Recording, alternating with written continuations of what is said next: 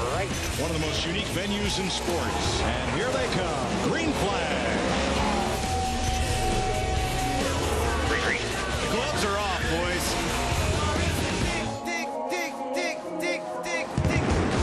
Hopper inside. For the checkered flag. Yeah, boys. Go ahead and start off the year now. Let's go. And we welcome you to the Busch Light Clash at the Coliseum. Bonsoir à tous, here on- c'est le retour de la NASCAR 2024. Bienvenue les amis, on est très heureux de vous retrouver pour ce lundi soir et pour la course exhibition avant le Grand Daytona 500 de dimanche. C'est le Clash au Coliseum de Los Angeles. Salut Philippe, salut à tous, vous étiez impatients, nous aussi. Bonsoir, est-ce qu'on vous reconnaît? Oui, vous êtes toujours là. Il y en a quelques-uns qui ont pris des couleurs, d'autres qui ont changé de couleur, d'ailleurs comme certains de nos pilotes, d'autres qui ont disparu. Ça, je parle toujours des pilotes. Mais en attendant, de très content de vous retrouver. Puis bienvenue aussi aux petits nouveaux qui peut-être grâce à des séries sur des télévisions autres que Bon, on peut les celle du groupe citer. Media One, Ouais. découvre la NASCAR. Alors le Clash, rassurez-vous, on ne s'est pas fâché avec Pat, hein, on s'entend très bien.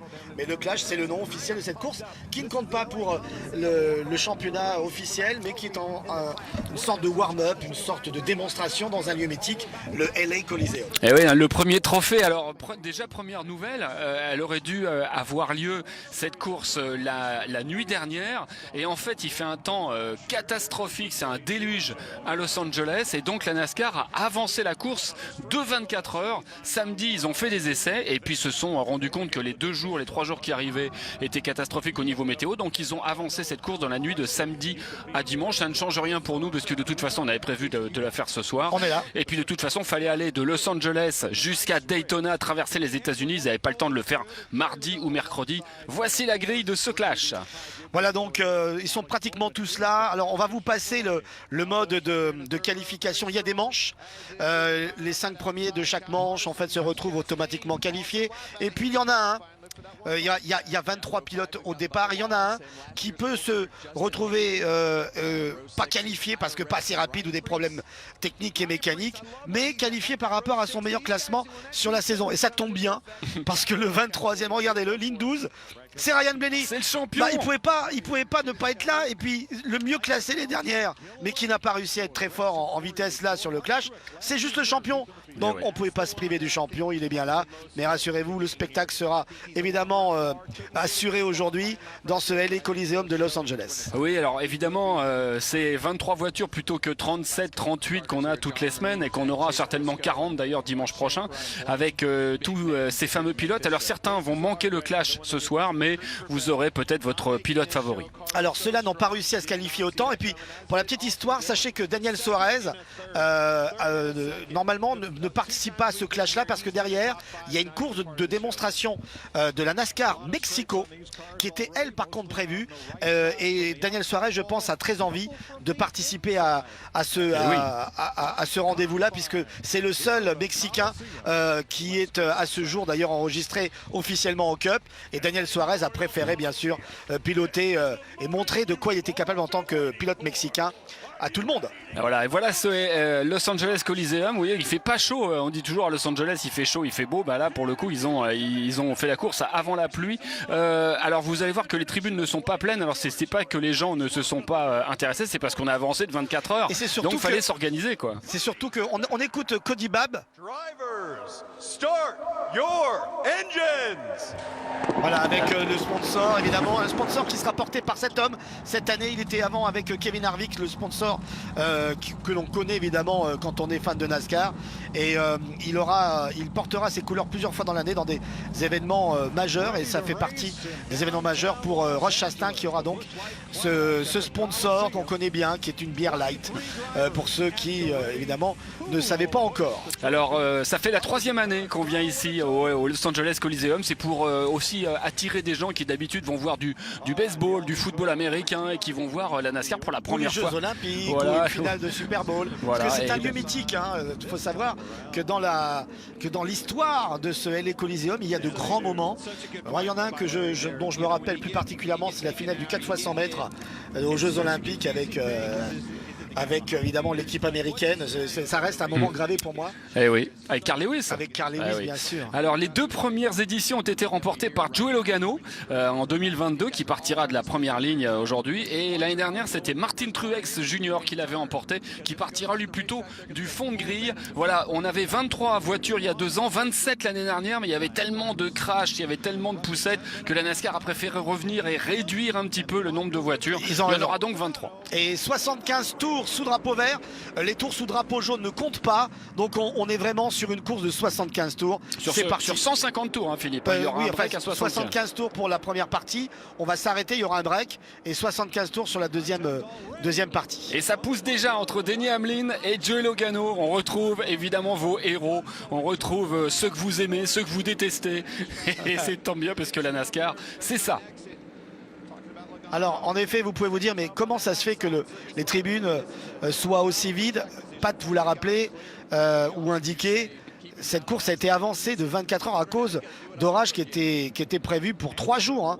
On était parti pour 3 jours d'incertitude. Ouais, et ça, la NASCAR ne pouvait pas se le permettre, puisqu'on est à Los Angeles. Le Daytona, c'est dans 10 jours avec les premiers tests et le système de qualification très spécial. C'est de l'autre côté en Floride. Les équipes doivent être libérées le plus rapidement possible. Voilà. Attention, ça commence. Denny Hamlin qui a eu le dernier mot provisoire face à Joey Logano et qui se fait bumper. Et oui, ici, de toute façon, on ne peut pas éviter les bumps. Et c'est ça qui fait un peu le charme de cette piste qui fait seulement un quart de mile. Donc 400 mètres, comme une piste d'athlétisme en fait. Hein. Ils sont tous là, tous ceux qui vous ont fait rêver, qui vous ont énervé, qui vous ont fait crier. Vous avez même hué pour certains. Et puis il y en a qui ne sont plus là, comme Kevin Harvick. C'est l'un des pilotes majeurs de la saison dernière qui a pris sa retraite. Voilà pour les annonces. On aura l'occasion de refaire le point, évidemment aujourd'hui, pour le Daytona 500. Et puis il y aura une émission très spéciale juste avant, qu'on est en train de vous concocter avec toute l'équipe d'Automoto. On a une petite surprise dans un lieu un peu mythique pour ceux qui aiment la NASCAR. On vous concocte ça. Il y aura une émission spéciale où on fera justement le point de la saison 2023 et le warm-up de la saison 2024. Alors Daytona 500, ce ne sera pas ce dimanche, hein, ce sera le dimanche en 15, c'est-à-dire le 18 février. Oui, mais toutes les voitures et toutes les équipes doivent y être dès ce dimanche, comme on l'a dit, pour préparer les qualifs et les premiers tests. Alors on a vu quelqu'un qui est très à l'aise sur les petits circuits, c'est Ryan Preece. Ryan Preece qui fera partie des pilotes qui ont une revanche à prendre parce qu'on l'a pas beaucoup vu l'année dernière, sauf évidemment pour son accident incroyable qui était l'accident le plus terrible et le plus impressionnant de l'année dernière, et c'est 11 ou 12 tonneaux. On l'a vu dépasser avec son numéro 41, et là on retrouve Joey Logano qui s'est fait dépasser par Ty Gibbs pour la 2e place.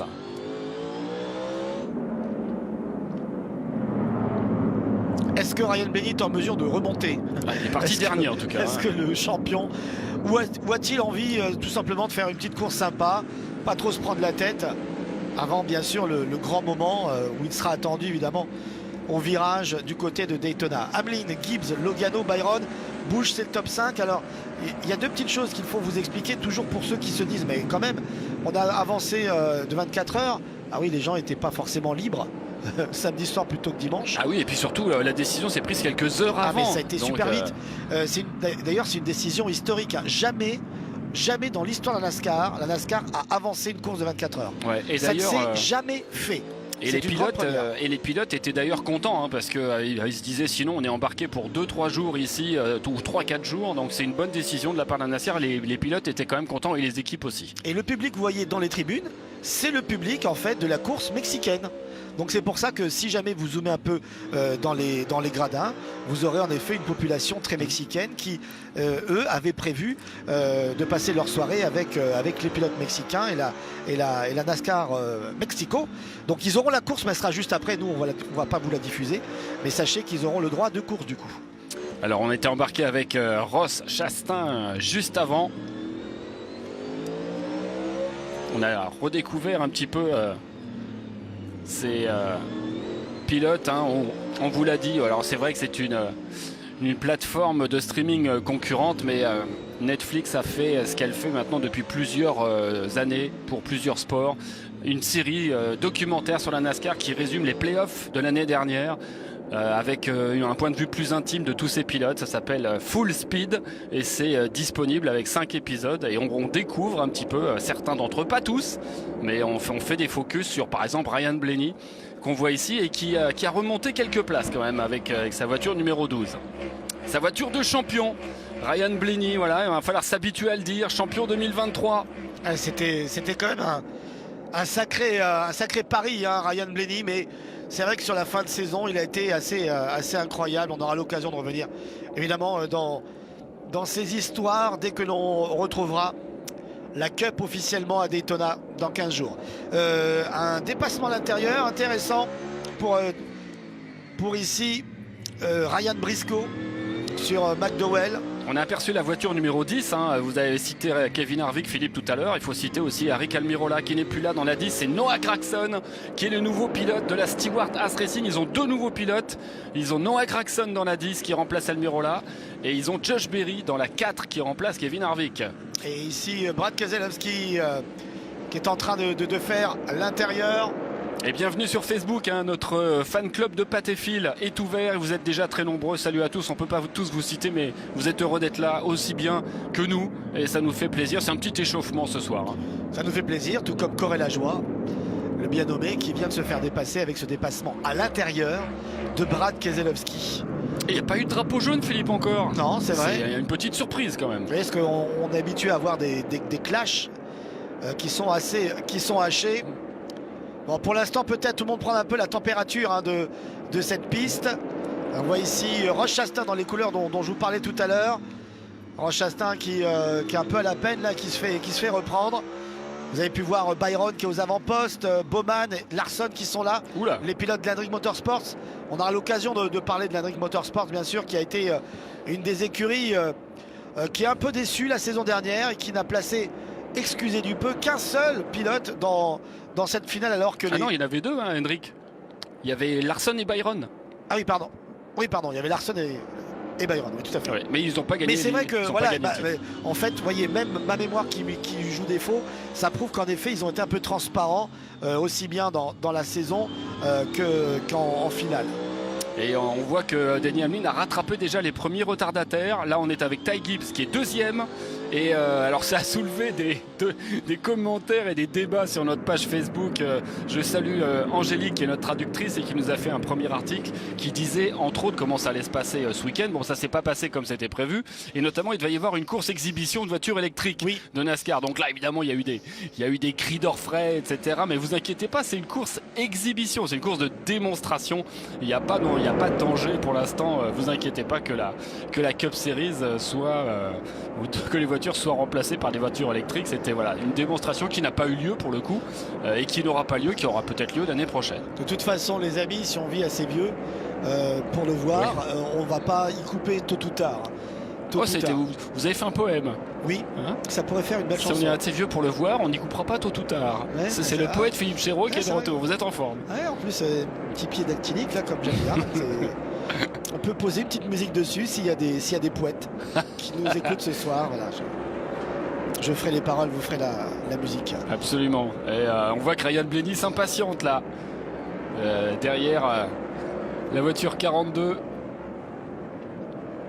de la Legacy Motor Club. Là aussi il y a pas mal de choses à dire sur la Legacy qui passe en Toyota cette année, l'écurie de Jimmy Johnson. Et dans la 42 c'est un nouveau venu, c'est John Hunter Nemechek. Si vous nous regardiez déjà il y a quelques années, en 2020, il avait déjà fait de la Cup, il était chez Front Row Motorsport à l'époque. Il a fait un très bon passage en Xfinity Series. Il est là dans la 42, la John Hunter Nemechek, à lui maintenant de faire de belles choses cette année. Et voilà. Mais il y a beaucoup de pilotes comme ça qu'on revoit, qui étaient venus s'essayer peut-être un peu trop tôt. Était-il trop tendre ou autre, ou trop de pression aussi, hein, parce que John Hunter Nemechek, on sait qu'il est d'une famille de pilotes seconde génération, de pilotes de NASCAR, et c'est vrai qu'il était peut-être arrivé un peu trop tôt en Cup, lâché dans le grand bain, alors qu'il n'a peut-être pas encore les dents assez longues. Et il y en a quelques-uns comme ça, hein, qui viennent, qui repartent. On a eu le droit comme ça à des pilotes qui font le yo-yo entre la Xfinity et la Cup. Il y en a régulièrement. Ouais, parfois faire un pas en arrière et puis vous permettre d'être compétitif en Xfinity peut vous permettre de regagner une place en Cup. Moi je me souviens même que Joey Logano est arrivé très très jeune chez Joe Gibbs et s'était fait virer, hein. Et c'était Roger Penske qui l'avait engagé et depuis il a gagné 2 titres de champion. Donc vous voyez comme quoi on peut croire de temps en temps que vous êtes trop jeune, trop tendre, que vous n'avez pas le niveau. Ensuite vous avez une deuxième chance, il ne faut pas se décourager. Et là on est avec les retardataires aussi, il y a Denny Hamlin qui est juste en train de dépasser Ricky Stenhouse. Voilà, c'est fait, il lui a mis un tour. Et la prochaine victime sera peut-être Ryan Blaney, qu'on aperçoit là-bas avec sa voiture jaune. Ouais, j'ai l'impression qu'il n'a pas la vitesse, hein. Cette semaine, Ryan Blaney pour faire la course, pour aller disputer les plus grosses places. C'est dur de dépasser aussi, hein. C'est dur. Si vous ne bumpez pas, si vous ne poussez pas. Alors normalement, sur les short tracks, cette saison, ça fait partie des nouveautés de l'intersaison qu'a essayé de mettre en place la NASCAR. On devrait pouvoir avoir des courses sur short track plus animées parce que ça a été l'un des grands problèmes l'année dernière. On a beaucoup travaillé sur la voiture à l'intersaison en short track. Il y a une nouveauté, une amélioration qui va être mise en place. Ce n'est pas le cas pour ce Clash. Ce ne sera pas le cas pour 2 circuits très spéciaux que sont Dover et Bristol. Mais en effet, dans le trafic, c'est ce qui a été annoncé par les officiels de la NASCAR, avec une amélioration et transformation du spoiler et du diffuseur surtout. La voiture devrait mieux se comporter sur les short tracks, moins subir de perte d'adhérence à l'arrière. C'est ce qui s'était passé notamment beaucoup la saison dernière. Et cela permettra aux pilotes de pouvoir en effet dépasser plus facilement, faire glisser la voiture plus facilement de manière volontaire. Parce qu'on avait souvent vu la saison dernière cette voiture qui ne tenait pas à cause de problèmes d'appui à l'arrière. Et là maintenant, eh bien, ça devrait être réglé. Ils ont fait des tests et ça marche. Attention, beaucoup mieux. l'attaque pour la première place de Ty Gibbs dans le peloton, hein, des retardataires. Il profite peut-être d'une seconde d'inattention de Denny Hamlin pour attaquer son coéquipier parce que tous les deux sont chez Joe Gibbs et Ty Gibbs qui va prendre la première place. Bien joué de la part du jeune pilote qui a fait une bonne saison de rookie l'année dernière, même s'il a raté les playoffs. Bien joué, nouveau leader au bout de 50 tours. Oui, puis je pense qu'il n'avait pas envie d'avoir la fin de mon explication technique. C'est maintenant qu'il faut que j'attaque. Petit français là, Chéreau, là, on va se concentrer sur la course et il a bien raison. Gibbs, Hamlin, on a donc pour l'instant 2 voitures Gibbs aux avant-postes. Il faut savoir que la Gibbs Racing est l'écurie la plus efficace dans cette course un peu spéciale qu'est le Clash. Ils ont tendance en général à être très très bons. Et Logano qui essaye de garder l'intérieur, mais Denny Hamlin a le dernier mot. Il a réussi à se rabattre pour la 2e place pour l'instant. Ouais, ils peuvent s'amuser avec ces voitures, parce que c'est pas les voitures du Daytona 500. Donc on va pas non plus cracher une voiture ici sur un tel circuit. Il faudrait prendre beaucoup plus de vitesse. Mais on peut faire des dégâts. Mais là l'idée c'est évidemment d'être déjà en forme, d'être devant et puis un petit peu se montrer vis-à-vis de tout le monde. Bah, si ça continue comme ça et qu'il n'y a pas plus de drapeaux jaunes, ça va aller vite, hein. Cette course, on a fait déjà le tiers de la course, vous vous rendez compte? Ça va aller très très vite. Quand on vous dit que ce soir c'est un petit échauffement, c'est vraiment un amuse-bouche. Ouais, mais alors un amuse-bouche... un amuse-cale-bouche. Il est où d'ailleurs? Parce que certains se disent... Mais il est où? Il est là, oui, non, mais il est là, je sais, il est 4e. Il est pas loin. On essaye un peu de faire des jeux de mots. Le grand retour bien sûr du style NASCAR pour nos amis nascariennes et nascariens. D'ailleurs, on était embarqué avec lui à l'instant.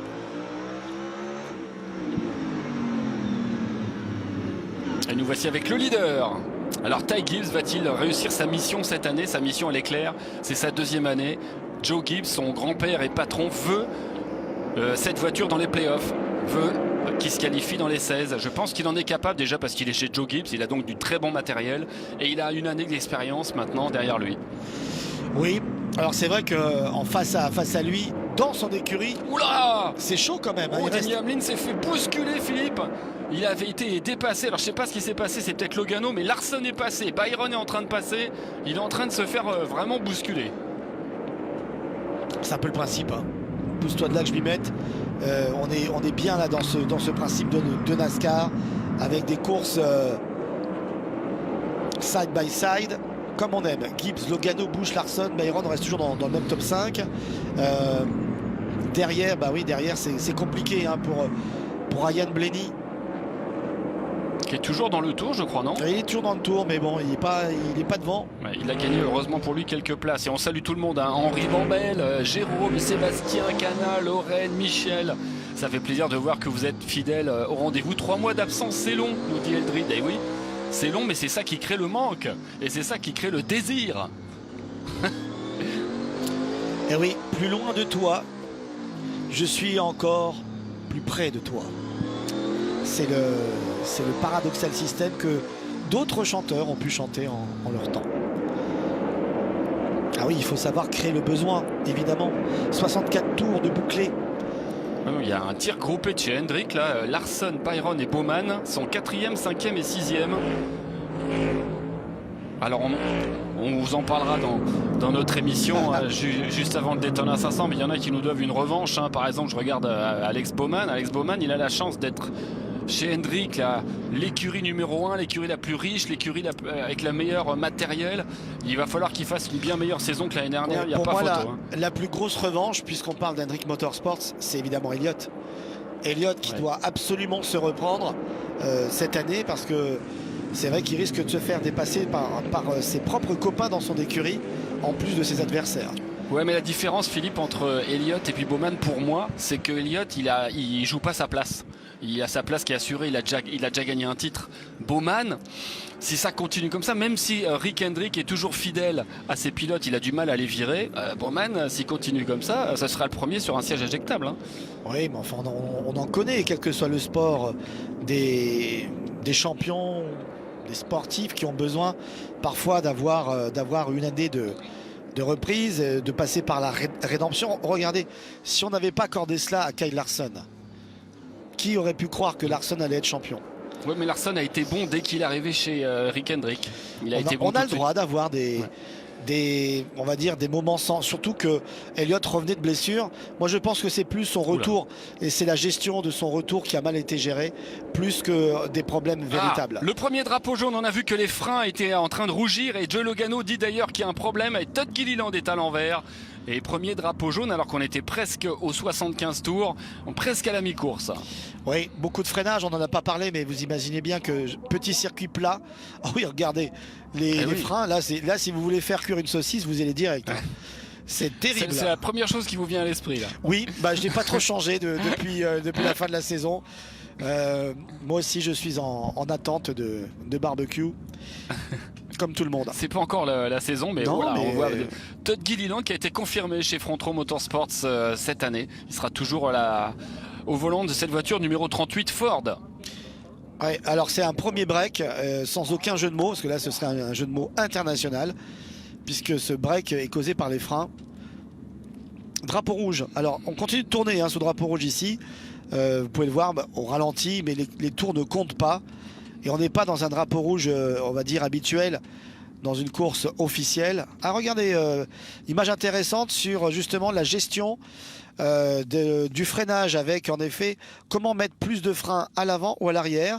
Et là, vous avez en effet l'effet de cette molette qui est sur le tableau de bord et qui agit en fait sur les pédales. Voilà, donc vous avez deux systèmes de freinage vraiment différents, un pour l'avant, un pour l'arrière. Ouais, c'est intéressant. Et en faisant cela, vous mettez plus ou moins de pression sur le freinage avant ou arrière. Et tout cela, bien sûr, se retranscrit sur la pédale. Vous n'avez pas deux pédales de frein, évidemment. Oui, non. Alors, la NASCAR on vous l'a dit, a annulé la course exhibition de l'électrique. Elle a annulé aussi le concert qu'il devait y avoir au 75e tour. Alors qu'on voit que Todd Gilliland s'en va. C'était un concert de Machine Gun Kelly, qui est un rappeur. On a vu Pitbull l'année dernière, je crois, MJK, voilà, qui est annulé. Voilà. Ils font la course, c'est l'essentiel, mais tout ce qui était célébration à côté est un peu passé à l'as, quoi. Et Joe Logano est en train de dire que juste avant le drapeau jaune, ça l'a un peu sauvé, parce que ses freins commençaient à devenir un peu spongieux, et ça commençait à devenir inquiétant. Ouais, en fait, malheureusement, c'est dommage, mais ça arrange tout le monde, cette histoire. Et on regarde un petit peu vos commentaires. Merci. J'ai un message intéressant, c'est Kevin qui a une chance énorme. Écoutez bien, Kevin va partir à Daytona. Ah oui, il y en a quelques-uns comme ça qui partent à Daytona, et on les salue. Et il nous dit: hello les copains, je pars pour Daytona, une idée de message sur ma pancarte. Moi j'en ai une, pas de président. Avec le drapeau français. Mais je vous prendrai comme ministre de l'Intérieur. Voilà, c'est ça. Voilà. On a peut-être besoin d'un ministre de l'Éducation nationale. Aussi. Enfin, je me Je débrouille plaisante, je en plaisante. orthographe. Quand je dis comment ça va, je mets un CCD, donc ça en général. Très ça, bien, c'est déjà c'est- c'est ah la bah, première c'est- étape. Ça, c'est. Et vous mettez pas CC, ça va. Vous mettez non, coucou. oui, c'est ça. D'accord, très bien. C'est déjà, vous êtes engagé. Vous avez le niveau. On va repartir dans Coucou, un instant. coucou, on est d'accord, c'est KOU, KU. Évidemment. Ouais. Évidemment. Bon, Et plus puis ça sérieusement, va, voilà, en fait, si vous partez à Daytona, bah, on vous souhaite vraiment de vivre ça, d'en profiter au maximum. Non, la seule chose qu'on vous demande éventuellement, c'est de faire partager votre aventure avec des petites photos que vous posterez sur notre Facebook. Des selfies. Ouais, pour faire profiter vraiment toute la communauté et toute notre grande famille de NASCARiens. Ça fait toujours plaisir, quel que soit l'endroit, de voir qu'il y a des téléspectateurs d'Automoto la chaîne qui vont sur les circuits, qui vont aux États-Unis. Et là, évidemment, à Daytona, c'est le Graal. Le Graal. Attention, on va repartir à quelques tours du break et Ty Gibbs a évidemment choisi l'intérieur. Green flag. Allez, c'est reparti. On aura l'occasion de reparler aussi d'un petit changement sur les restarts. On en reparlera un peu plus Kyle tard. Busch à l'intérieur et Logano Ouais. qui est passé devant. Superbe restart de Logano qui a vraiment fait la différence. Ah, encore un souci. Ouais, oui. Les drapeaux jaunes appellent les drapeaux Ah jaunes. oui. Un Non, grand ah non, classique. c'était une erreur, si. Non, non, je pense qu'il doit y avoir une voiture au ralenti, c'est pas possible parce que Bah là, ils n'ont pas ralenti. Non, c'était une petite erreur de nos amis de la NASCAR. point Mais, d'affichage, ouais, on repart au vert, d'accord. Et- Oh, Bubba Wallace ouais. qui pousse. Et alors, Ty Gibbs s'est fait vraiment bousculer sur ce restart. Et alors, on a oublié de vous dire peut-être que seuls les tours sous drapeau vert comptent. On l'a dit, hein. on l'a dit. On l'a dit, On d'accord. l'a dit tout à l'heure. C'est très important. Et Logano, nouveau leader. Troisième leader après Hamlin et Gibbs. Et Kyle Busch en a profité pour prendre la deuxième place. Logano qui a gagné ce clash il y a 2 ans. Oui. Il aime bien ce genre de rendez-vous. Kyle Busch qui pour l'instant est toujours dans le rythme. Lui aussi doit se reprendre d'une saison un petit peu. Et voilà. Alors est-ce que c'est un drapeau jaune ou est-ce que c'est une fausse Non, alerte? non, Non, c'est drapeau jaune. drapeau jaune, c'est le break. Voilà. Alors que de Non, l'autre côté, c'est là, c'est John, pas un break là. John Hunter et Nemechek. Je crois que ça. Ils font les deux en même temps, non? Bah, ils vont le faire de fait maintenant parce que Ouais. vu le nombre de tours, mais il y a quand même eu un problème pour. Ouais, c'était à la GHN. fois Nemechek et à la fois le break de la mi-course qui était prévu. Hein. On va revoir ce qui s'est Alors, est-ce qu'il passé. est parti tout seul ou est-ce qu'il s'est fait aider?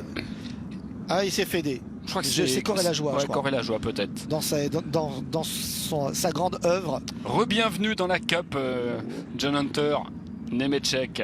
Et là, on voit Ty Gibbs qui a un peu raté son restart et qui s'est excusé d'ailleurs auprès de son équipe en disant qu'il avait foiré.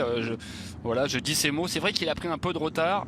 Ah, il s'est fait tasser par Logano et il s'est fait bousculer par Vous parliez Kyle de Busch. saucisse là tout à l'heure. Là, c'était Ouais, la ouais. saucisse du sandwich hein, pour le coup. Alors, on appelle ça hot dog.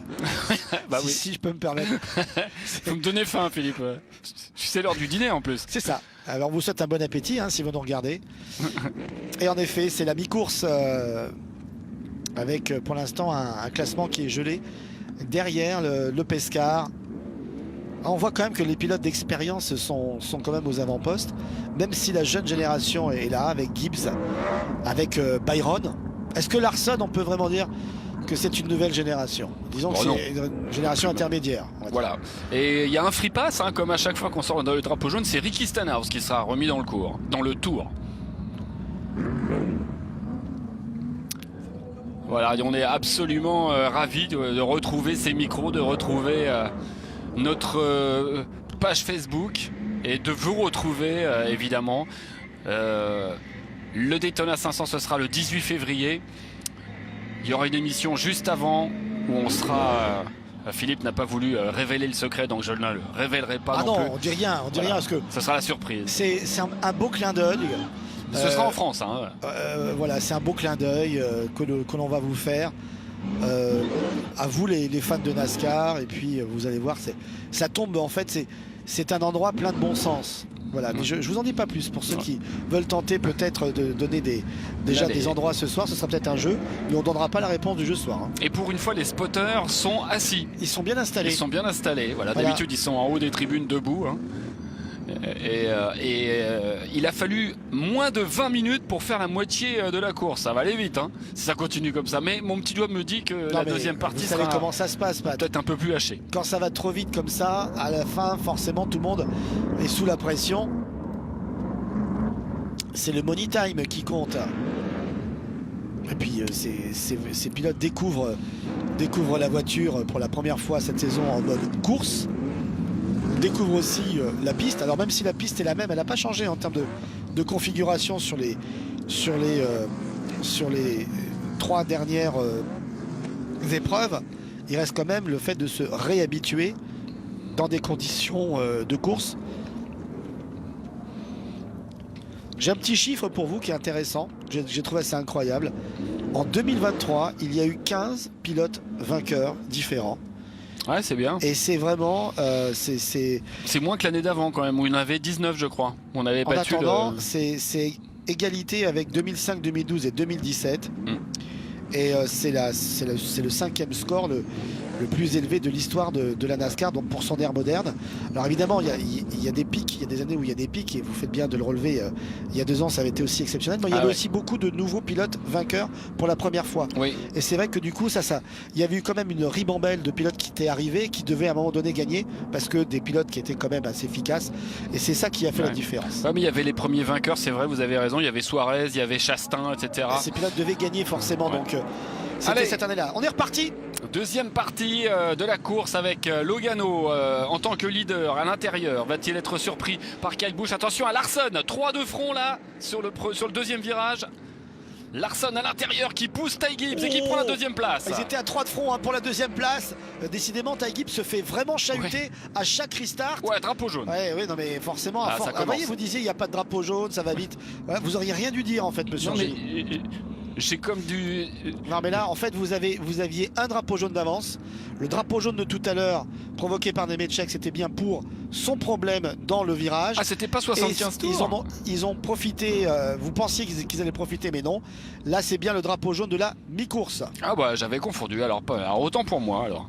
Moi je pensais que c'était un drapeau jaune qui incluait parce les que deux. là il n'y a aucun problème, vous voyez, tout le monde s'en sort bien. Et pour le moment c'est cet homme à la coiffure magnifique qui mène ce rendez-vous du clash. Joey Logano en tête à la mi-course. Alors ils vont faire un break, ils vont un peu faire refroidir les freins, dégonfler la tête sous pression sous les casques. Et nous on marque une pause, c'est la seule pause d'ailleurs de cette course, de ce programme. Et vous en profitez pour réagir évidemment sur le Facebook Fan Club de Pat et Phil. Et on a le temps pour vous, on lit, et les meilleurs tweets et messages on vous les raconte juste après ça.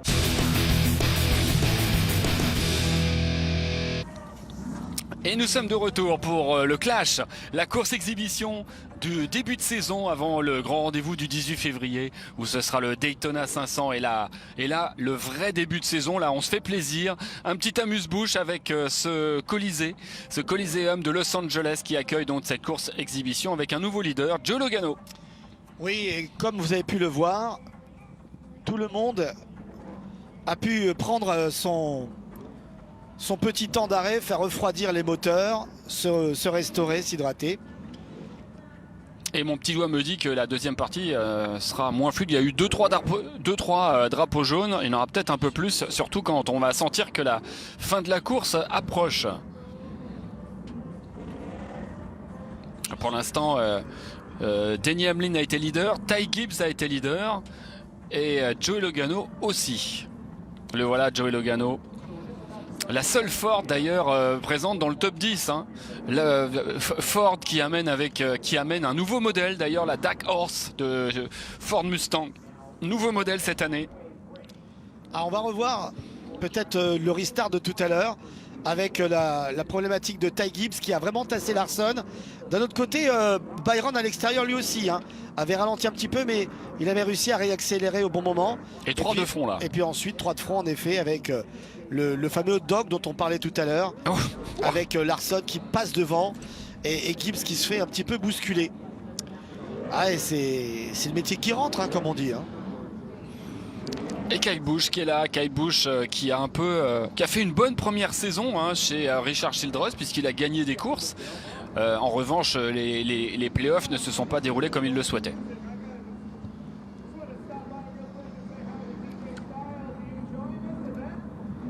Alors, on vous rassure, comme cette course a eu lieu, il n'y aura pas de problème de météo, mais vous voyez qu'il y a quand même une grosse masse verte de pluie et d'humidité, mais qui va épargner cette course Alors que si on avait attendu le dimanche soir, le dimanche après-midi, donc pour eux, ça aurait été une catastrophe. Gros déluge prévu aux États-Unis sur la côte ouest. On va repartir dans quelques instants. Et on vous lit un Ricardo, Val, Steve, Thierry, Stéphane.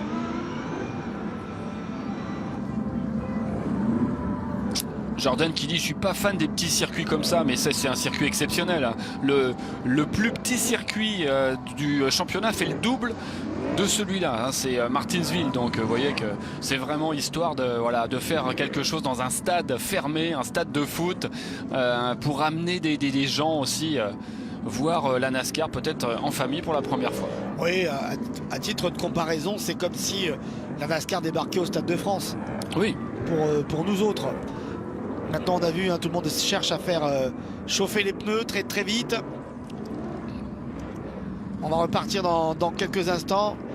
Alors, et on revient bien sûr sur ce qui s'est passé durant les manches de l'année dernière, hein. de qualification. Et là, il y avait Kevin Harvick. Il y avait encore Harvick, ouais. qui faisait des siennes. Boum. Là, Gilliland avec Harvick, c'était la grande histoire. Et oui, c'était la vengeance. Donc là, et vas-y, la revanche de la revanche, ça s'appelle une belle. Et puis ensuite, c'est parti. Alors ça, c'est parti en sucette l'année dernière. Qu'est-ce qui va se passer cette année? Vous voyez qu'on n'attend pas d'être dans le championnat pour avoir des comptes à rendre, hein. Bah, le problème, c'est que quand la voiture se met en travers, ça bloque complètement toute la ligne. Allez, c'est reparti. Allez, la moitié de la course écoulée, il en reste la moitié. À mon avis, celle-ci sera très disputée. C'est la foire d'empoigne, dès le départ. Ouais, parce là, maintenant, on a envie un petit peu de jouer des coudes. Oh là là, il y a Kyle Busch qui pousse la 5, qui pousse la 22, oui. Et qui est poussé aussi par la 54, alors que Kyle Larson a pris la position. Et on a vu, je sais pas si on verra le restart, mais Ty Gibbs a voulu absolument montrer les dents, mais ça a été compliqué parce que sa voiture a rapidement tangué. Oula, et Chase Elliott qui provoque le drapeau jaune tout de suite. Qui est leader au moment où le drapeau jaune sort? Est-ce que c'est Logano ou est-ce que c'est Larson? Non, c'est Logano. En tout cas, Chase Elliott est en mauvaise posture de l'autre côté. J'aimerais bien voir le restart parce que on a vu là que tout le monde ne voulait pas lâcher tout de suite. Là, je pense que Gibbs en a eu marre. Le jeune Gibbs en a eu marre de se faire chahuter tout à l'heure. Oui. Et là, on a dû lui remonter un petit peu les bretelles pendant la pause. On dit: écoute, Ty, maintenant, il faut que tu montes les dents parce que sinon, tu vas te faire marcher dessus. Ouais, mais en fait, il a été aussi poussé par la 11 de Denny Hamlin. Donc... Ouais, mais ça, c'est après. Mais moi, j'aimerais bien voir le restart. Parce que le restart vraiment était chaud. Et il y avait embouteillage sur le périph' là, avec Bubba Wallace qui était immobilisé dans la 23. Boum! Oh là là! Merci Tyler Reddick. Sur son coéquipier quand même, hein. Sur son coéquipier Bubba Wallace. Ouais, mais il n'y a pas de coéquipier qui compte en course. Surtout sur ce type d'épreuve. On va revoir ça. Ah oui, en effet. Un petit tour et on repart. Si vous regardez cette série Netflix avec Full Speed, vous verrez qu'il y a beaucoup de focus sur cette écurie 23-11, sur Denny Hamlin, Bubba Wallace, Tyler Reddick et quelques autres évidemment. Mais c'est vrai que c'est un des axes majeurs. C'est une des écuries à mon avis qui a dû donner libre cours accès aux journalistes. Donc on a... Oui, puis c'est intéressant. Voilà. On est quand même sur un cas particulier d'un pilote propriétaire et copropriétaire avec Michael Jordan. Donc forcément, ça peut interpeller. D'ailleurs, on a découvert que Denny Hamlin avait avoué. Alors Denny Hamlin, il parle trop, hein. Il y a des fois. Il avait dit qu'en cas de concurrence, il préférait voir une écurie, une voiture de son écurie 23-11 gagner plutôt que Ty Gibbs, qui est son coéquipier quand même chez Joe Gibbs. Donc ça a fait un peu, c'était un peu la soupe à la grimace, hein. C'est bien que peut-être certains disent on voit pas tel ou tel pilote. Alors déjà, il n'y a peut-être pas eu d'accord d'autorisation, mais il faut bien comprendre que Denny Hamlin est quelqu'un que l'on peut suivre facilement quand on est un réalisateur parce qu'il se livre beaucoup. Il a un personnage, on va dire, un peu gars clivant, comme on qu'on aime dit. détester. Et c'est vrai que ce personnage-là, il en joue beaucoup. On en parlait avec Laurent Rex juste avant le début de l'émission. Et c'est vrai que je connais parfaitement ce type de comportement. Il faut qu'il y ait en effet des bons et des méchants. Dans le domaine du catch, on est vraiment là-dedans. Et quand on a un personnage, eh bien on s'y tient. Et Denny Hamlin se tient à son personnage. Est-il vraiment comme ça dans la vie? Je pense pas. Mais en attendant, il assume complètement le fait d'être ce personnage-là dans la NASCAR. Et tant mieux d'ailleurs. Et tant mieux qu'il y en ait. Je pense que ça sent la fin pour Chase Elliott. On a vu qu'il y avait un abandon avec les freins qui ont lâché pour Todd Gilliland. Et là, Chase Elliott, c'est un problème de suspension. Donc, à mon avis, Chase Elliott ne repartira pas. On le voit en bas de l'image. Là, il est dans l'infield. Ouais, encore une déception pour Chase Elliott. On repartira dans un tour. C'est ce qu'indique actuellement le commissaire. On va redémarrer avec Logano Larson sur... C'est le Pescar qui rentre tout de suite. Je suis étonné parce que c'est pas la façon la plus simple de rentrer. Le sifflet est vraiment très très court. Ils auraient pu trouver un autre mode de... Bon bref, après tout ça marche comme ça. Logano Larson, Gibbs Busch, les deux premières lignes, on va les suivre. La réaccélération c'est maintenant. Oui, on a eu le temps de faire que 3 tours tout à l'heure. Hein. Logano qui a choisi l'intérieur et Ty Gibbs, ils se cherchent tous les deux depuis un petit moment et drapeau jaune dès le restart. Ouais. Bon, bah très bien. Oh, ça c'est Ross Chastain. Chastain qui apparemment va finir sa course dans le mur. Il peut repartir ou pas? Est-ce que la voiture est affectée? Ross Chastain qui est le dernier vainqueur en date puisqu'il avait gagné la finale. Évidemment, comme il n'était pas dans les 4 finalistes, il n'avait pas été sacré champion, mais c'était Ryan Blaney qui avait fini 2e de la course, qui avait été sacré champion. Mais Chastain avait gagné à Phoenix Oui, c'est vrai. Au mois de novembre. Faut pas l'oublier. C'est une grande première d'ailleurs dans l'histoire des playoffs. Oula, alors attention, qu'est-ce qui s'est passé? On voit Blaney là. Oula. Il a été poussé. Qui était derrière lui? Ouais, hop. Est-ce que c'est Corey Lajoie? Je pense pas. Encore. J'ai l'impression que c'est une voiture bleue. Ah, il y avait c'est Stenhouse. McDowell, je crois, qui l'a poussé. C'est peut-être McDowell qui l'a poussé et il a bloqué Corey Lajoie. Attention, ils sont en train de se chercher là. McDowell et Ricky Stenhouse. Il y en a un qui en veut à l'autre. Apparemment, McDowell en veut à Ricky Stenhouse. Ils sont en train de se frotter. Ouais, ça se bagarrait entre McDowell et Stenhouse. Et c'est Chastain qui en a fait les frais. Et oui. Bah oui, il n'y a pas beaucoup de place sur ce petit circuit. C'est bien qu'il y ait comme ça des bagarres. En plus, je crois savoir que McDowell et Stenhouse ne sont pas les meilleurs amis du monde. Donc s'il y a un endroit où on peut régler les comptes, c'est maintenant. Et pénalité pour Tyler Reddick qui a volé le départ apparemment sur le restart. Alors ça fait très mal parce que quand on va à la queue du peloton sur un circuit normal, c'est déjà pénalisant. Mais alors ici, quand vous repartez dernier... C'est l'envers. Qu'est-ce qu'il a fait le numéro 45? Alors, avec là c'est le restart dont je vous parlais tout à l'heure.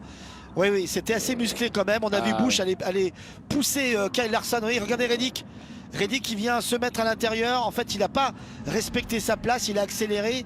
Il a déboîté à l'intérieur. Et trop tôt, je pense. Et trop tôt, en fait. Alors que tout le monde restait bien sur sa position. Lui, il a préféré attaquer à l'intérieur Kyle Busch.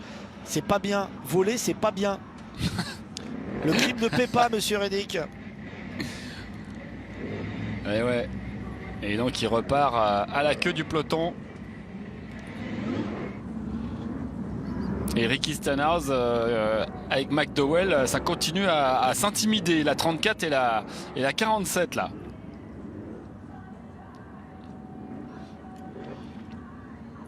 Déjà tout à l'heure, apparemment, John Hunter Nemechek le rendait coupable. Ricky Stenhouse fait du Stenhouse. Et c'est comme ça aussi qu'on aime la NASCAR, c'est qu'il y a des gens et des pilotes très agressifs, mais qui font le spectacle. Alors des fois, ça fait pas que des heureux, parce que s'ils vont mettre dehors votre pilote préféré, vous n'allez pas être content. Mais c'est comme ça, on le connaît, hein, Ricky.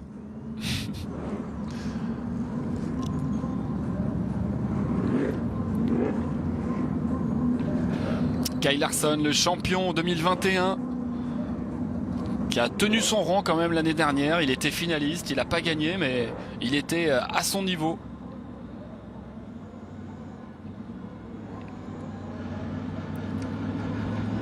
Ouais, ça commence à s'échanger quelques noms d'oiseaux.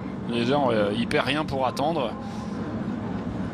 Et là, c'est Bubba Wallace qui voulait savoir qui l'avait mis en travers tout à l'heure. Oui, alors on a dans le top 10 un homme dont on n'a pas encore parlé, c'est le tenant du titre, c'est Martin Truex Jr. qui est 9e pour le moment et qui n'arrive pas à se hisser aux premières places. Truex qui aimerait bien, pourquoi pas, peut-être faire un doublé. Certains l'ont fait hein, dans l'histoire de la NASCAR, coup sur coup gagner le clash.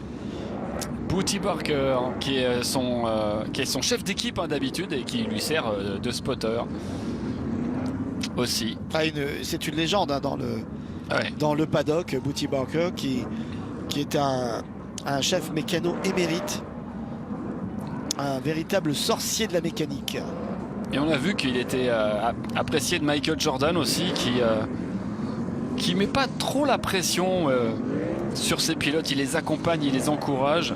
Et c'est vrai que l'année dernière, ils ont fait une belle prestation. Ils ont été dans les playoffs tous les deux, Bubba Wallace et Tyler Reddick. Reddick a été assez loin d'ailleurs dans ces playoffs.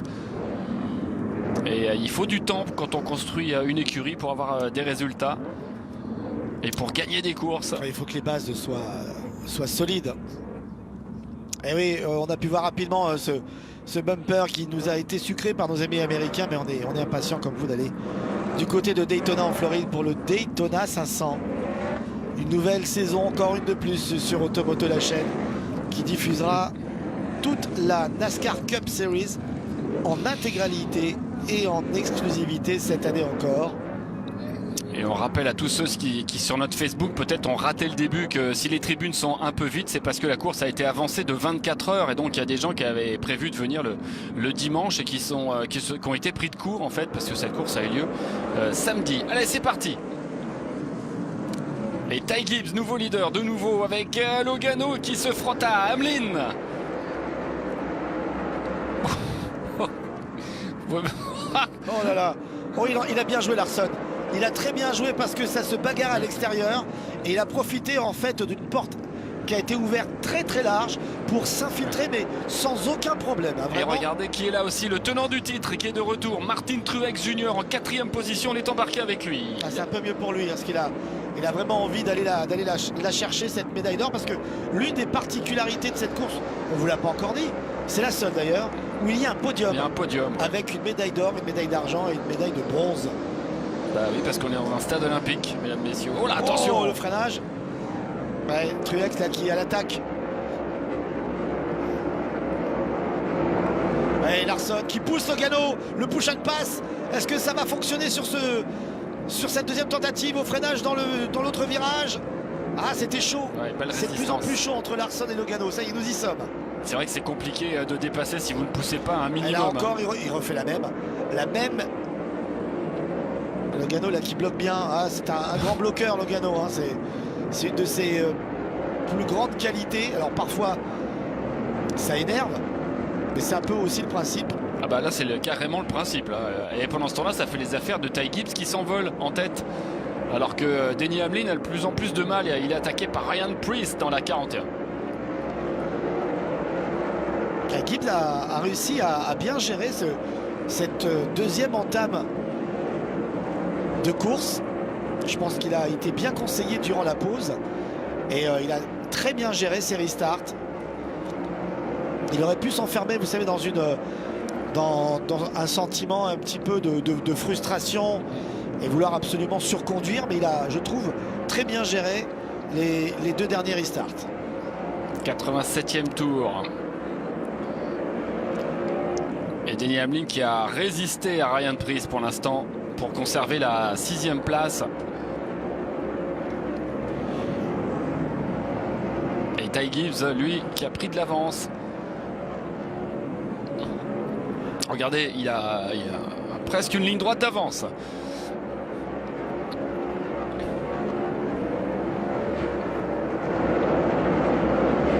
Et pendant ce temps-là, Logano bloque. C'est pour ça que ça empêche les autres de revenir.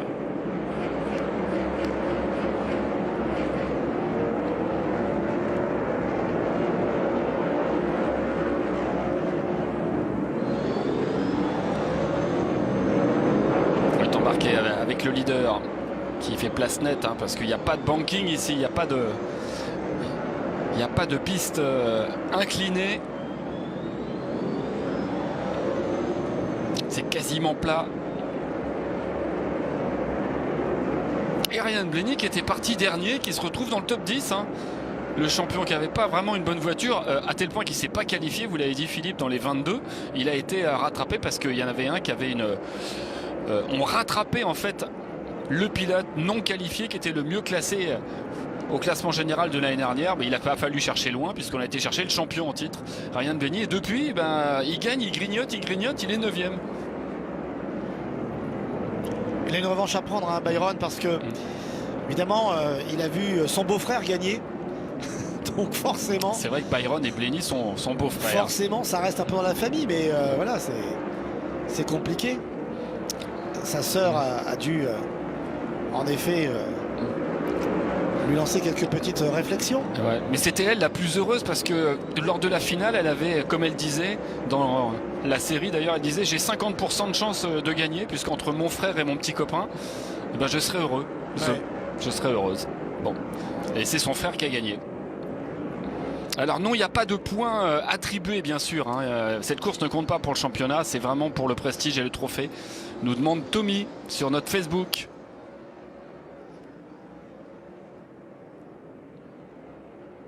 Et Morgan nous demande, quand le clash avait lieu à Daytona, c'est vrai qu'il y a quelques années c'était à Daytona, est-ce que ce résultat avait une incidence pour le Daytona 500? Non, pas du tout, puisque le Daytona 500 a un mode de qualification bien particulier. Cette course n'a pas d'incidence du tout sur par exemple la grille de départ du Daytona 500 qui n'est pas du tout calculée avec le clash. Vous aussi vous nous avez manqué, merci de nous le dire, de nous l'écrire. Des messages qui font chaud au cœur. Comme la température d'ailleurs de ces freins, ça recommence un petit peu à chauffer parce que ça freine beaucoup. Tiens, les deux beaux-frères dont on parlait Philippe, ils sont là tous les deux. Voilà, Ryan Blaney, donc on va rappeler hein, la sœur de Ryan Blaney et la petite amie de William Byron, voilà, qui est dans la 24. Pour ceux qui n'y sont pas au courant. Mais cela ne nous regarde pas. Bah, un peu quand même, parce que justement ça fait, voilà. ça fait de beaux dîners ou de beaux oui. déjeuners dominicaux.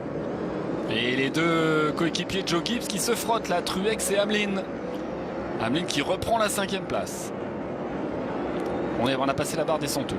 Oui, et là on est dans le vrai money time ici à Los Angeles. La nuit est tombée et juste après, c'est vrai que tous ceux qui sont dans les tribunes attendent l'autre course, hein, la course mexicaine, celle qui était initialement prévue. Mais du coup c'est un sacré cadeau que le NASCAR leur fait, mais de manière un peu obligée. Après, il y en a qui se sont libérés, je pense, hein, aussi, qui devaient venir le dimanche. Ah bah c'est ce soir, bah, je vais venir. Ouais, mais enfin, peut-être pas loin. Il faut être honnête, c'est vrai que les tribunes normalement auraient dû être évidemment, beaucoup plus garnies. C'est par là. Dépêche-toi, vas-y Kyle. C'est par là. J'ai l'impression qu'elle encourage Kyle, mais je suis pas sûr. D'accord. Vous sentez le... Je lis sur les lèvres. D'accord. Et bah Kyle, le voilà. Il est juste devant Denny Hamlin, Kyle Larson, ou peut-être Kyle Busch. Bah, là, il y a plus de la bagarre entre Hamlin et Kyle que contre Busch et Logano. En tout cas, ça se frotte. Denny Hamlin qui s'est bien repris. Il reprend la position. Hamlin qui est en train de progresser en ce moment et qui passe 4e. Et Truex qui profite du trou créé par Denny Hamlin à l'intérieur pour dépasser Larson. Vous allez me dire Kyle Larson, Kyle Busch, vous connaissez l'histoire. Hein, ces prénoms célèbres en NASCAR à cause ou grâce à Kyle Petty. C'est lui hein, qui a été à l'origine de cette mode, comme il y a des modes évidemment dans les dernières générations chez nous en France avec les Kevin. Vous savez d'où ça vient, Kevin? Non, vous allez me le dire. Un des plus grands acteurs d'Hollywood, il y a de ça quelques années. Kevin Costner. Ça vient de là, vous êtes sûr? Ouais, je savais pas. Kevin qui est à l'origine de tout ça. Le bodyguard. Tout à fait. Et Ryan Blaney qui continue à grignoter. Regardez, de 23e au départ, le voilà 7e. Voilà à quoi on mesure la classe d'un champion.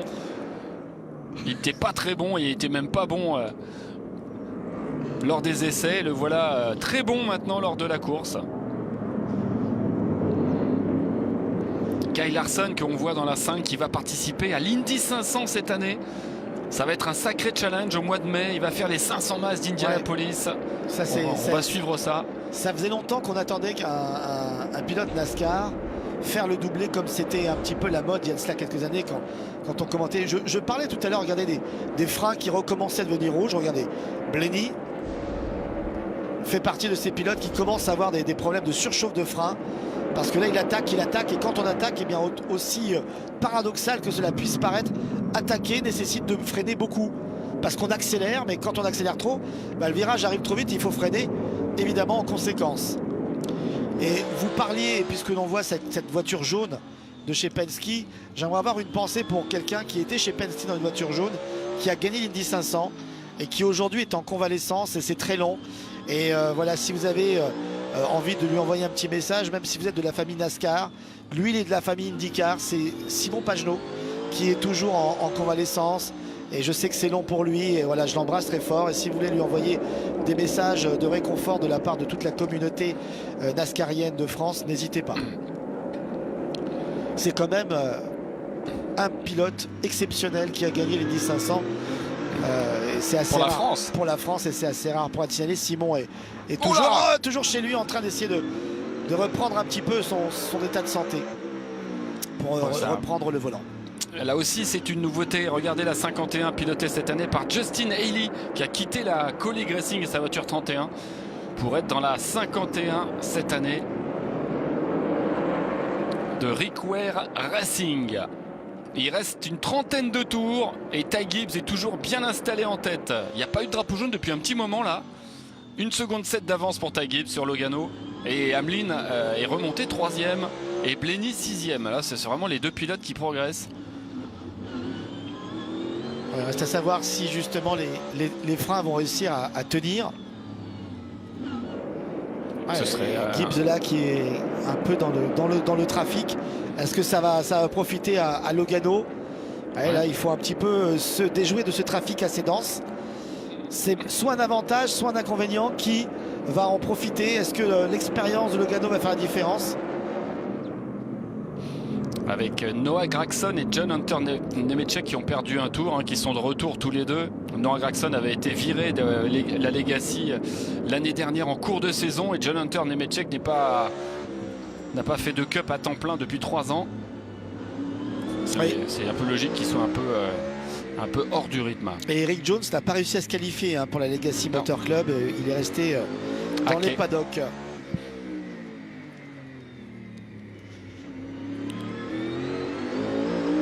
Voilà, on donne des indications.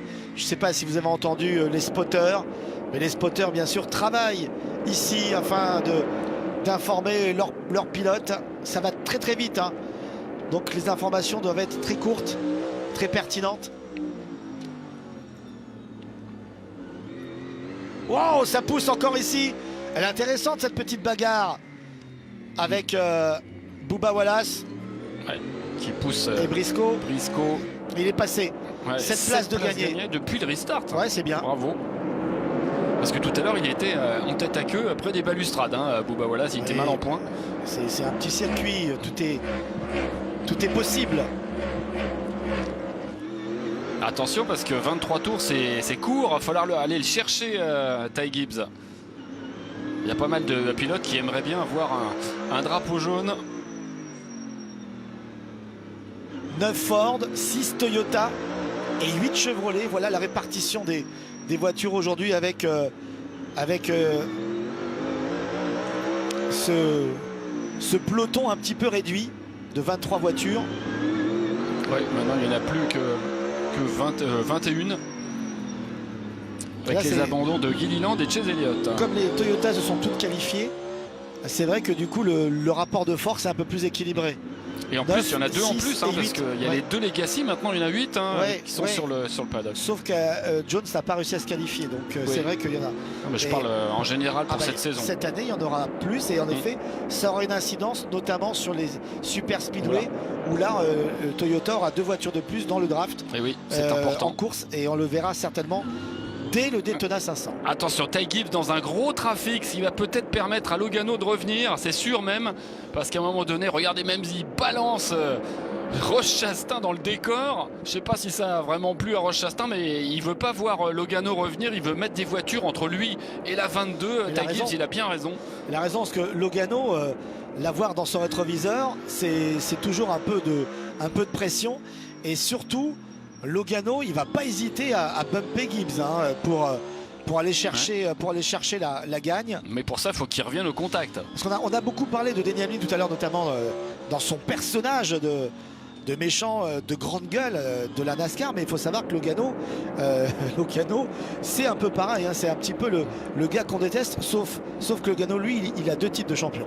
Il a 2 titres de à la champion. différence de Denny Hamlin. Oula, attention, il y a une voiture Ouais. au ralenti, c'est Justin Haley qui va peut-être provoquer un drapeau jaune parce qu'il Il faut qu'il rentre, il avance plus. Ouais, il devrait rentrer, là, il y a l'entrée des stands, voilà, il va rentrer et on reste sous drapeau vert. Et j'ai l'impression que c'est le moteur qui a rendu l'âme. Ouais.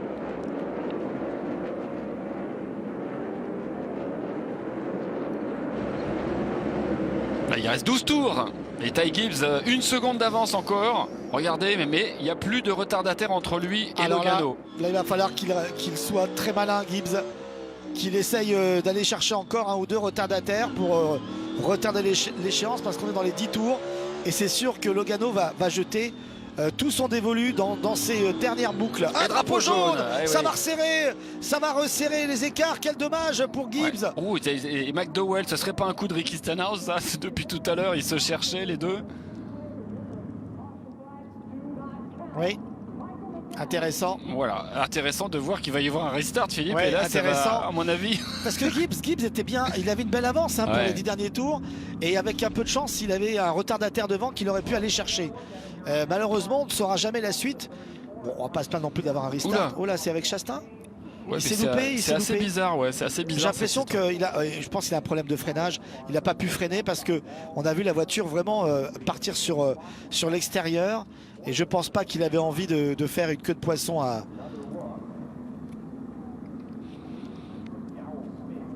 Ah, peut-être qu'il a voulu passer devant Chastain, qui le ralentissait. Et il a freiné trop tard. Et il s'est auto-piégé. Et les freins n'ont pas répondu. Ah oui, non, mais Chastain, il avait été dans le mur juste avant.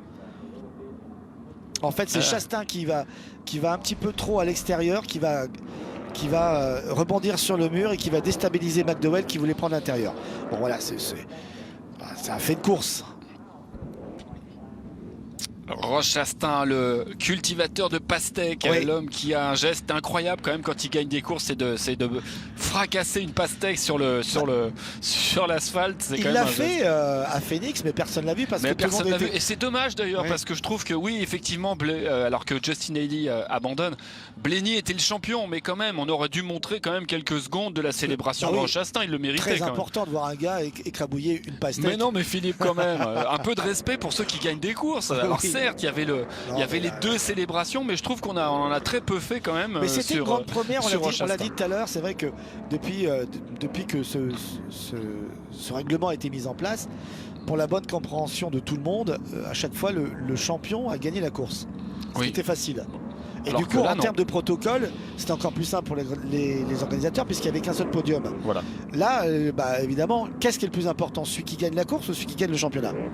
Celui qui gagne le championnat. Voilà, non mais d'accord, mais on peut quand même faire quelques plans sur celui qui gagne la course. Oui, mais enfin, celui qui gagne la course, s'il avait fait un saut périlleux arrière comme le faisait à l'époque Carl Edwards, peut-être que là on l'aurait vu, mais là écrabouiller une pastèque. Non, bon, je suis tellement pas d'accord avec vous. Mais je vous embête, vous savez très bien. Un peu de respect mais quand je même. pense la même chose, mais il faut bien qu'on ait des avis différents, sinon voilà, on va pas pouvoir avancer dans notre relation de couple, monsieur Angélique. Vous savez que les vraies relations de couple, les vrais couples s'engueulent. Bah voilà. Comme on dit, c'est pas parce qu'on s'engueule qu'on s'aime pas. Voilà, et on va repartir avec 10 tours. 10 tours, c'est pas gagné du coup pour Ty Gibbs. C'est 10 tours assurés, puisqu'on rappelle que seuls les tours sous drapeau vert comptent. Donc là, ils ont beau rouler, on repartira sur le restart avec 10 tours. Question de Gigi, c'est toi là-bas dans le noir, Gigi. Oui. Mais où est Christopher Bell? Une explication, il ne s'est pas qualifié. Il n'était pas dans les 22, dans les 23 plus rapides. Il n'est pas présent aujourd'hui.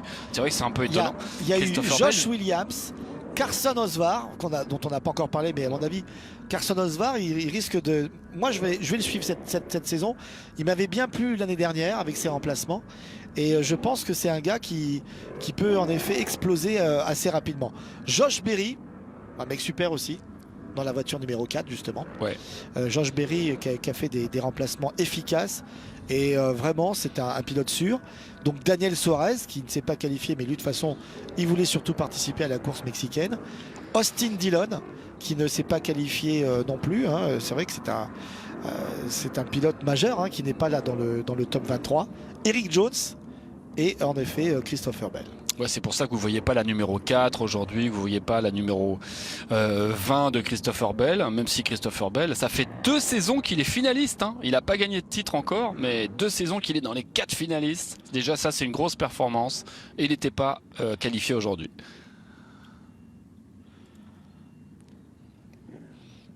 Alors, seulement les tours. Il y en a eu d'autres, hein. Il y a Chris Buescher, oui, parce qu'il faut tous les donner. Alors Chris Buescher, Austin Cindric, Daniel Emmerich.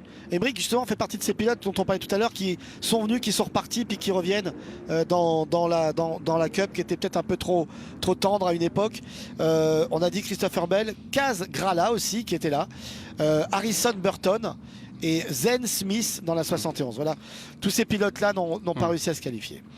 Vous êtes, moi je trouve un petit peu optimiste, Philippe. Peut-être qu'il va vous donner tort, mais Carson Hocevar là chez Spire, c'est vrai que c'est la nouvelle écurie qui a beaucoup de moyens. Dans la 77, ça va être dur pour lui quand même. Oui, mais je pense que c'est un bon pilote. Josh Berry aussi a montré qu'avec du bon matériel, il pouvait faire des choses. Ouais, mais là justement, il avait remplacé les pilotes Hendrick qui étaient absents. Maintenant, il va chez Stewart Haas, qui est une écurie qui est un peu rentrée dans le rang. Donc, qu'est-ce que ça va donner? On va voir. Hein, mais c'est sûr qu'il n'aura pas le matériel de chez Hendrick. Hein. Ouais, mais des fois, vous avez le matériel de chez Hendrick et vous n'allez pas faire de différence. Regardez ce qui s'est passé pour Corey Lajoie l'année dernière, qui avait la chance de sa vie. En remplaçant Chase Elliott et qui n'a pas su en profiter. Alors certes, il a eu qu'une un seule problème course, mécanique. Bon, ok, c'est pas lui, c'est pas de son fait, c'est pas son pilotage. C'est vrai que c'était malheureusement il n'a pas eu de chance, mais ça fait partie du jeu. Hein. Ah, la bonne question d'Arnaud, pas de volant à temps complet pour Van Gisbergen, non. Pas encore. Pas encore, mais il va faire quelques courses en Cup et puis surtout il va en faire en Xfinity, en truck, en late model. Il va faire plusieurs apparitions dans plusieurs il va se faire championnats. les dents, il a raison. Alors c'est vrai, il a réussi un coup de maître, mais bon, le circuit lui convenait, les conditions lui convenaient. Donc voilà, après je pense qu'il n'a pas envie de décevoir et puis je trouve ça raisonnable de sa part, même si c'est un grand champion dans sa catégorie à lui en Australie, Supercar. Je pense qu'il a besoin de se faire un peu les dents, comme on dit. Allez, c'est reparti. Attention, 10 tours. Ty Gibbs, Logano est derrière. Oh là, déjà Logano qui pousse. Hamlin qui revient sur Gibbs. Et Logano s'est fait chahuter. Eh oui. Grand perdant de ce restart, c'est son pote Blenny qui est passé devant. Et c'est le grand Blenny gagnant, c'est Hamlin. En fait, ils se sont cherchés, ça frotte pour dénier Hamlin. Regardez, il y a de la fumée. Ouais, il y a un pneu qui frotte chez Hamlin, mais il a pris la tête. Oui, mais là maintenant, ça va pousser. Hein. Tous les virages, on va freiner tard et on va avoir forcément des surprises. Mais alors Blenny qui revient, qui était pas qualifié, qui a été repêché, qui est parti dernier, et Blenny qui est remonté tranquille. Et il attaque pour la 3e place. Ryan Blenny, il attaque Kyle Busch, on le voit avec sa numéro 12, le champion de la NASCAR 2023. Ah oui, mais alors quel restart qui a mis deux. Alors ils se sont mis dehors l'un l'autre. Gibbs et Logano, Gibbs qui attaque. Attention, pas de copains d'écurie qui compte. On rappelle qu'Hamlin et Gibbs sont dans la même écurie, l'écurie Toyota Gibbs Racing. Et peut-être que le clash va rester chez Joe Gibbs. C'était Truex qui l'avait emporté l'année dernière. Ouais. Et là, il a encore 2 voitures Joe Gibbs en tête. Les Toyota sont devant. L'année dernière, Truex avait pris l'or. Austin Dillon avait pris le bronze. Et Kyle Busch l'argent. Attention, c'est pas fini. C'est pas fini. Et Kyle Busch qui pousse Ty Gibbs d'ailleurs. Alors Kyle Busch qui serait encore peut-être sur le podium cette année. Pour l'instant, il est sur la 3e marche. Ouais, et Gibbs qui est de plus en plus impatient derrière Hamlin. C'est pas fini. Oula. Voilà, il s'est raté, il s'est raté. Il s'est raté, Ty Gibbs. Et Busch va en profiter. Busch va en profiter. Ah oui, sur l'accélération, il a passé le nez devant à l'intérieur. Blenny là qui fait le forcing. Et c'est tout bon pour Hamlin. Elle est agitée cette fin de course. Mais c'est tout bon pour Hamlin qui profite de Logano qui essaie de revenir. Ça va être compliqué pour Logano de revenir maintenant. Gibbs qui s'est fait dépasser à l'intérieur par Blenny. Ah oui, là les anciens lui ont montré comment faire. 2 tours, ça va aller très vite. Hamlin est parti. Hein. Hamlin est parti. S'il n'y a pas de drapeau jaune. Il peut y avoir encore un drapeau jaune. Il peut y avoir drapeau jaune. Mais regardez, il y a un pneu qui frotte. Il y a une crevaison peut-être. Hey, et drapeau jaune. Drapeau jaune avec drapeau blanc. Alors normalement, il reste un tour. Hein. Normalement, il reste un tour. Wow. Oh là, qui s'est fait chahuter? C'est Gibbs. Et oui, et ça doit Gibbs. se finir sous drapeau vert cette Ouais. course. Ça doit se finir sous drapeau Donc, vert. Il n'a pas on va gagné, repartir Hamelin. pour un tour. On va repartir Ouais. pour un tour, les garçons. Oui, Et les mais filles, parce que, en un tour tout à l'heure, Ty ouais. Gibbs et puis Logano se sont mis au tas. Hein. Ah ben là, c'est terminé pour Gibbs. Là. Alors, Il y a qui- quelle déception, lui qui qui l'a était poussé en tête à 10 tours de la fin. alors là, attendez. Là, on est avec Truex un peu plus loin. Bouba, voilà, son remonte. Donc il y a Larson qui est derrière Gibbs. Ty Gibbs qui s'est cherché avec Logano sur le restart. Et là, c'est Larson. Larson qui le pousse. C'est Larson. C'est Larson. Et Larson Et voilà, qui s'en s'est- profite. Ouais. Ouais. Oh là. Boum. Oh là. Byron l'a un petit peu lui a refait la carrosserie avant. Incroyable cette séquence, mais depuis le restart. Hein. Et là, on va revoir un peu plus tôt. Il se rate. Ouais, il se rate. Ouais, enfin, il est un peu poussé par Busch aussi Ouais. quand même. Hein. Ouais, peut-être. Poussé à l'extérieur par Busch qui va le tasser, façon de parler à l'extérieur. Et il le sort en fait de la trajectoire. Il l'oblige à vraiment tourner très très large, trop large. Ça ouvre la porte à Busch, ça ouvre la porte à Blenny, ça ouvre la porte à Logano. Il voit passer tout le monde à l'intérieur. Et en un tour, Denny Hamlin, alors qu'il avait quasiment course gagnée, Denny Hamlin peut perdre la course. Hein, parce Et que c'est là où s'il il est poussé, ouais. Eh C'est ouais. là où il est poussé. Là, il est poussé par Kyle Larson, on l'a vu. Et Joey Logano, dans sa radio, n'est pas du tout content de ce restart précédent où il s'est fait tasser, selon lui, par Ty Gibbs. Et ça va encore s'expliquer parce que Ty Gibbs, l'année dernière, il a été plutôt calme, plutôt sage, respectueux. Mais avant d'arriver en Cup, il avait une sale réputation en Xfinity de se faire des ennemis de partout. L'année dernière, il s'est acheté une conduite, donc du coup, on parle moins de lui et de son tempérament. Mais attention, chasser le naturel, il revient au galop. J'aime bien le mot acheter une conduite Oui. pour un pilote en général et plus particulièrement pour Ty Gibbs parce que l'une des rumeurs dans les paddocks, l'une des choses qu'on lui reproche, mais enfin, bon, on peut pas lui reprocher sa naissance, mais on lui reproche d'être un petit peu le petit-fils, quoi. Ouais, mais du coup, comme il a eu des bons résultats, grand-père. Oui, mais ça non. va, ça a calmé un peu tout ça. Bon, oui, parce que dans ces cas-là, on dit toujours il pique la place de quelqu'un qui est plus méritant oui, que oui. lui. Mais ça, on l'a déjà expliqué 40 fois. C'est un peu normal quand vous êtes dans une famille. Enfin, on reproche pas dans des sociétés ou dans des industries ou dans des artisanats, on reproche pas la pancarte Boucher et fils, par exemple. On dit c'est normal, il reprend la boutique de son père. On peut pas reprocher à un comédien que ses enfants aient envie de faire de la comédie ou du théâtre parce qu'ils ont grandi dans les coulisses. Ouais, Ils ont non. grandi sur les plateaux de tournage. Là, il a grandi sur les circuits, donc il a forcément envie d'aller essayer. Et puis c'est tellement plus simple de prendre une voiture quand on en a plein Ouais. dans le garage. Donc on peut pas lui reprocher ça. Par contre après, c'est Non, vrai par que contre, c'est au niveau des du résultats résultat et de la performance. Là, parce que là, lui, si vous voulez, c'est normal, c'est le petit-fils de Joe Gibbs, mais pour l'instant, il fait des bons résultats, ok. Par contre, quand et on après, voit, il y a aussi le comportement dans Voilà. les paddocks. Alors Par là contre, aussi, quand c'est encore autre chose. Si on regarde les résultats d'Austin Dillon, par exemple, qui est aussi employé par son grand-père, là, ça porte plus à confusion. Je rajouterais même cette année, il y en a un qui va jouer gros, c'est Austin Cindric, Oui. parce qu'Austin Cindric, c'est le fils du patron de chez Penske, du directeur sportif. Donc lui, il souffre vraiment de la comparaison avec ses deux coéquipiers que sont Logano, double champion, et Ryan Blaney qui est maintenant champion. Ouais, alors ce qu'il Donc a si sauvé- Cindric ne monte pas son niveau cette année, ça va commencer à grincer en disant oui, évidemment c'est le fils du directeur, etc. Ce qu'il a sauvé, alors autant, et là franchement Cédric, j'avais déjà dit quand il venait faire des piges avant de rentrer en Cup, il était venu de la Division 2 pour faire quelques piges une année avant de rentrer en pleine saison Cup. Et ce qui a fait taire tout le monde, c'est que dès sa première course officielle, il a gagné le Daytona 500, Oui. rien que ça. Voilà. Donc Mais ça c'était aussi, en 2022, ça avait jamais été fait avant. Ça fait taire tout le monde. Maintenant, c'est vrai qu'on attend un petit peu maintenant la deuxième phase. Ouais, parce que c'est en 2022 ça, donc c'était bien. Il avait fait quelques flashs. L'année dernière, on l'a pas vu. Hein. L'année dernière, c'était vraiment. Donc il faut après- qu'il se reprenne cette année. L'année dernière, c'est vrai que ces deux coéquipiers avaient été quand même extrêmement bons, que ce soit Logano sur la saison régulière en début de saison Ouais. et Blaney en fin de saison. C'est vrai qu'ils avaient un petit peu aussi assuré le coup. Alors attention, ça va repartir. Deux tours à faire. Non. Oui, deux Quand- tours. Overtime. Ouais. Donc il restait qu'un tour, mais comme on est obligé de finir sous drapeau vert, on met 2 tours. Et c'est normal. reparti. Attention, Denny Hamlin va-t-il résister peut-être aux poussettes de Blenny à droite et de Kyle Busch à gauche. Kyle c'est Busch chaud. dans la 8. Vous avez vu comment tout de suite il est monté pour bloquer Blenny. Boum. Bon, Busch maintenant il va y aller. Busch qui fait attention. Là, Blenny là, qui se bagarre avec le mur et Kyle Busch. Drapeau blanc, dernier tour pour Denny Hamlin. Là, à l'accélération, parti. Hamlin il est plus là. Hein. Il est parti. À l'accélération, il est plus fort. Dernier freinage et c'est gagné pour Denny Hamlin qui remporte le clash. Qui reste dans la famille Joe Gibbs sous le regard souriant et heureux de Chris Gebhardt, son oui. chef d'équipe. Eh oui, c'est bien joué. Et encore une fois, la Gibbs Racing se montre à son avantage. Ici, pour le clash. En plus, Hamlin, c'est le plus capé. Alors, on n'a pas eu le temps de dire toutes les stats, mais 2 stats sur les écuries. L'écurie Gibbs Racing a 11 clashs à son actif. Hein, c'est énorme. Hein. Ouais.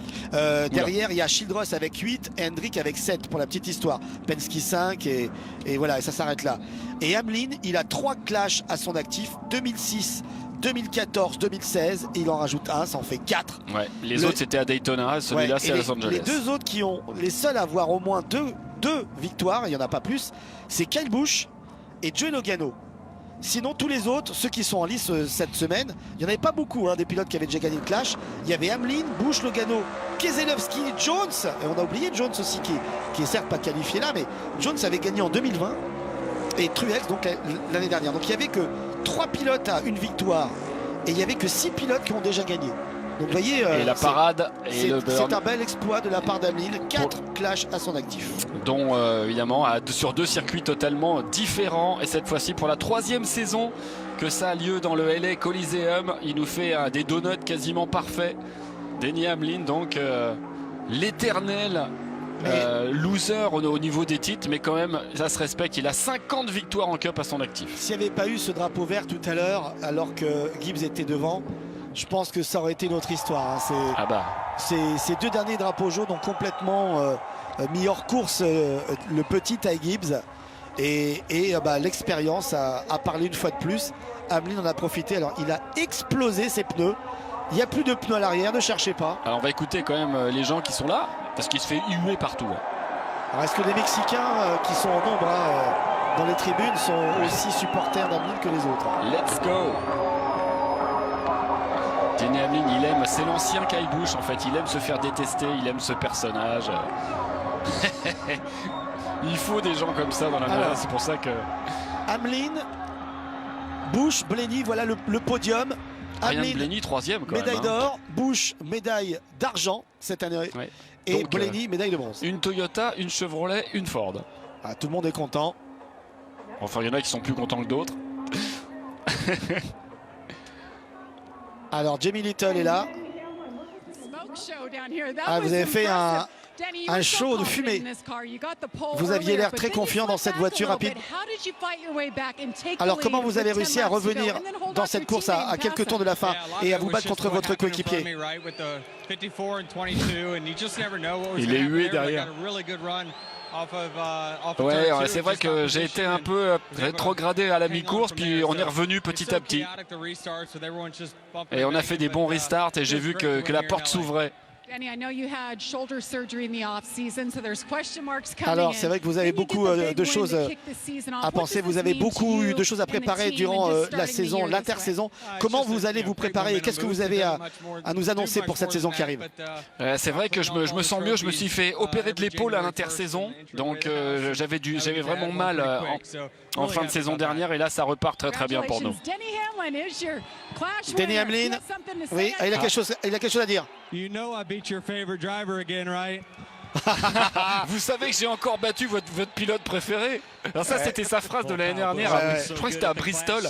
Il avait gagné sous les huées. Il avait dit j'ai battu votre pilote préféré. Et là il a dit je l'ai encore battu. Alors vous n'avez pas la victoire mais ça reste encore pour vous une belle soirée, une bonne course. Ouais, la première moitié était mieux pour nous. Alors on a fait des ajustements pendant le break qui étaient pas mal, mais les autres ont fait des ajustements qui étaient un peu meilleurs. Bon, et on est arrivé en entier ou presque. Hein. Voilà, merci à mes sponsors. Et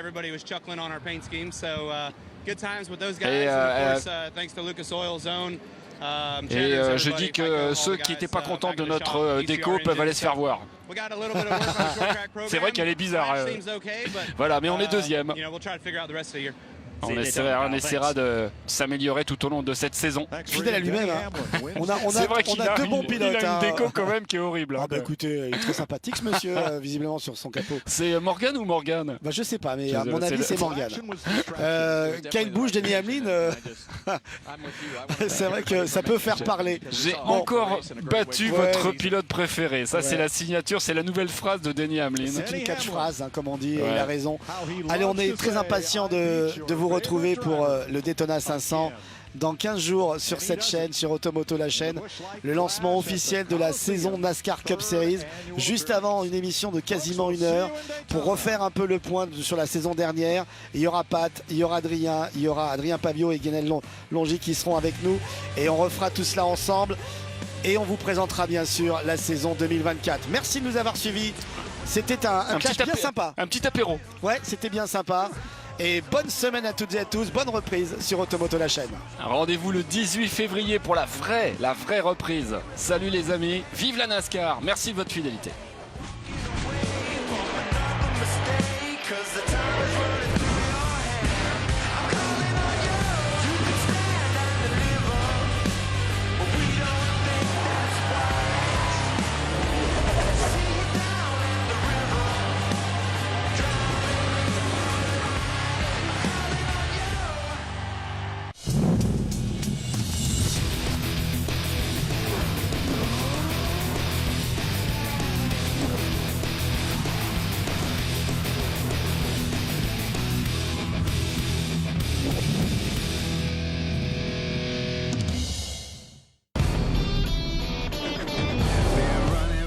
Crossing county lines just to make my name in the city. I worked for this for all these years and I wouldn't break 'em back down. No. I fought through all my fears and all of my frustrations. The light is getting clear, I know I'm taking it down. La reprise de la NASCAR Cup, c'est le dimanche 18 février en exclusivité sur Automoto la chaîne.